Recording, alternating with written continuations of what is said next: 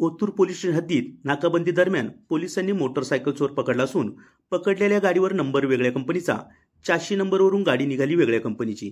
यावरून एका गाडीची दुसरी गोष्ट समोर आली।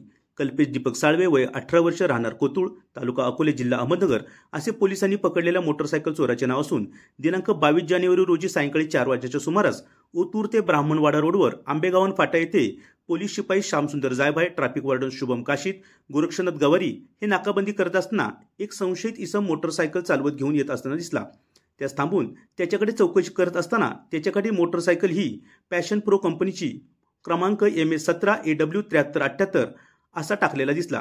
तेव्हा सदर गाडीचा नंबर मशीनवर चेक केला असता तो यामा गाडीचा नंबर असल्याचे दिसून आले।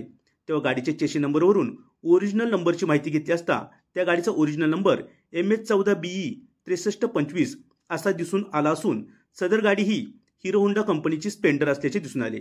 म्हणून सदर इसमास पोलीस स्टेशनला नेऊन चौकशी केली असता त्याने सदर मोटरसायकल चोरीबाबत कबुली दिली।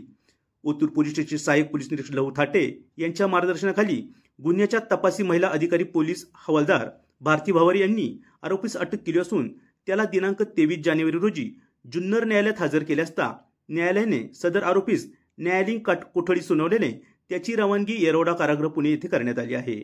Day today news Otur.